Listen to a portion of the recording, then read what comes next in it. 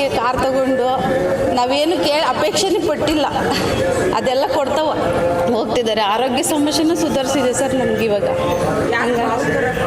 ಅದು ರಾಯರ ಬಗ್ಗೆ ಹೇಳಬೇಕು ಅಂದಾಗ ಈ ಥರ ಆಗುತ್ತೆ ಸರ್ ನಮಗೆ.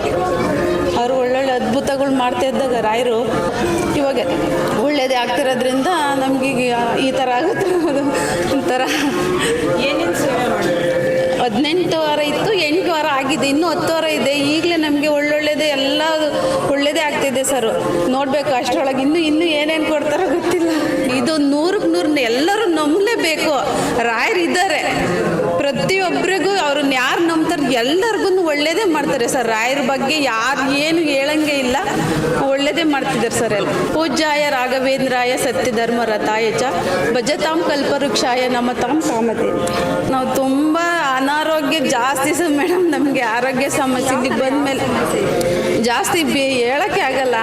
ಬೇರೆ ಬೇರೆ ಸಮಸ್ಯೆಗಳಿಂದ ಇದ್ದು ಈಗ ಬಂದಮೇಲೆ 2 ವಾರ ಮಾಡಿತ್ತು, ನಮಗೆ ಗೊತ್ತಿಲ್ಲ. ಕಾರ್ ತಗೊಂಡಾಯ್ತು, ಆರೋಗ್ಯ ಸಮಸ್ಯೆ ಸುಧಾರಿಸಿದೆ. ಮತ್ತು ಇನ್ನೂ ಬೇರೆ ನಾವು ಏನೋ ಅಂದ್ಕೊಂಡಿದ್ದೀವಿ, ಅದಾದಮೇಲೆ 10 ವಾರ ಆದಮೇಲೆ ನೋಡ್ತೀವಿ. ಈಗ ಆಗಿದೆ.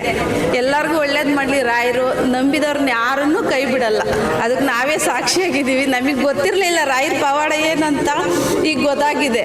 ಹೇಳೋದಾದ್ರೆ ಕಾಮಧೇನು ಕಲ್ಪವೃಕ್ಷ ಅಗಮ್ಯ ಮಹಿಮಾಲೋಕರು.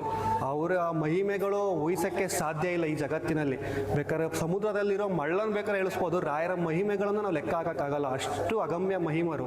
ರಾಯರ ಪವಾಡ ಅಂದರೆ ಇವತ್ತು ಬದುಕಿರೋದ್ರಿಂದ ಅವರೇ ಕಾರಣ. ನಾನು ಯಾಕೆ ಅಂದರೆ ನಾನು ಒಂದು 4 ವರ್ಷದ ಹಿಂಗಡೆ ಒಂದು ಬಿಸ್ನೆಸ್ ಮಾಡಿದ್ದೆ, ಜೊತೆ ಪಾರ್ಟ್ನರ್ಶಿಪ್ಪಲ್ಲಿ ಬಿಸ್ನೆಸ್ ಮಾಡಿದ್ದೆ.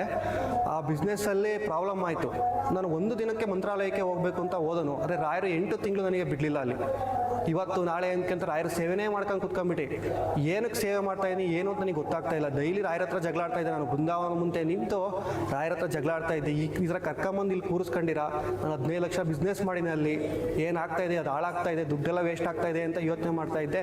ಒಂದು ದಿನ ರಾಯರ ಕನ್ಸಲ್ಲಿ ಬಂದು ನನಗೆ ಹೇಳಿದ್ರು, ನಿನ್ನ ಸೇವೆ ಮುಗಿತು, ನಾಳೆ ನೀನು ಬೆಂಗಳೂರಿಗೆ ಹೋಗು ಅಂತ. ಆದರೆ ನಾನು ಹೋಗಿಲ್ಲ. ರಾಯರ ಹತ್ರ ಜಗಳ ಆಡ್ಕೊಂತಾನೆ 15 ದಿವಸ 20 ದಿವಸ ಅಲ್ಲೇ ಕೂತೆ. ಆಗ ಮನೆಯಿಂದ ಫೋನ್ ಬಂತು. ನಾನು ಅಲ್ಲಿ ಮುಂಟ ಮಂತ್ರಾಲಯ ನಿಂತು ಮನೇಲೂ ಗೊತ್ತಿಲ್ಲ 8 ತಿಂಗಳಿಂದ. ಫೋನ್ ಬಂತು, ನೀನು ನಾಳೆ ಎಲ್ಲೇ ಇದ್ರೂ ಮನೆಗೆ ಬರಬೇಕು, ಬಂದು ಮತ್ತೆ ಹೋಗು ಅಂತ ಫೋನ್ ಬಂತು. ಸರಿ ಅಂತ ನಾನು ಬಂದೆ ಮನೆಗೆ. ನಾನು ಬಂದು ಒಂದು 11 ಗಂಟೆಯಲ್ಲಿ ಯಾರೋ ಒಬ್ರು ಗೊತ್ತಿಲ್ಲದೆ ಇರೋವಂಥ ಪರ್ಸನ್ ನಮ್ಮ ಮನೆಗೆ ಬಂದರು. ಬಂದು ಅವ್ರು ನನ್ನ ಮುಂದೆ ಕೂತು ನೀನು ಇಷ್ಟು ಸಹ ಮಂತ್ರಾಲಯದಲ್ಲಿ ಇದ್ದೀಯಲ್ಲ ಅಂದ್ಬಿಟ್ರು. ನನಗೆ ಆಶ್ಚರ್ಯ ಆಯಿತು, ಯಾರೋ ಗೊತ್ತಿಲ್ಲದಂಥ ವ್ಯಕ್ತಿ ನನಗೆ ಆ ಥರ ಹೇಳಿದ್ರಲ್ಲ ಅಂತೇಳಿ.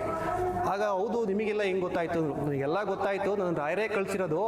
ಯಾಕೆ ಅಂದರೆ ನೀನು ಅಲ್ಲಿ ಮಂತ್ರಾಲಯದಲ್ಲಿ ಇದ್ದಲ್ಲ, ರಾಯರು ಸೂತ್ಯ ಕೊಟ್ಟರು ನಿನ್ನ ಕನ್ಸಲ್ಲಿ ಬಂದಿಲ್ಲಲ್ಲ, ಅದಕ್ಕೆ ನನ್ನನ್ನು ಹೇಳಿ ಕಳಿಸಿದ್ದಾರೆ ಇಲ್ಲಿ ನಿಮ್ಮ ಮನೆಗೆ. ನೀನು ಇಷ್ಟು ದಿನ ಮಾಡಿದ ಬಿಸ್ನೆಸ್ಸಲ್ಲಿ ಲಾಸ್ ಆಗಿದೆಯಾ ಅಂತಲೂ ಗೊತ್ತು, ಏನಕ್ಕೆ ಲಾಸ್ ಆಗಿದೆಯಾ ಅಂತ ನಾನು ರಾಯರ ಹತ್ರ ಕೇಳ್ತಾ ಇದ್ದೆ. ನಾನು ಏನಕ್ಕೆ ಇಲ್ಲಿ ಇಟ್ಕೊಂಡಿರ, ಈ ಪ್ರಶ್ನೆಗಳಿಗೆ ಉತ್ತರ ಕೊಡಿ ಅಂತೇಳಿ.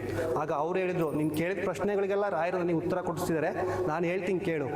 ಏನಕ್ಕೆ ಅಂದರೆ ನೀನು ಅಲ್ಲಿ 8 ತಿಂಗಳು ನೀನು ಇದ್ದಿದ್ದಲ್ಲ, ರಾಯರು ನಿನ್ನ ಇಡಿಸ್ಕೊಂಡಿದ್ದು.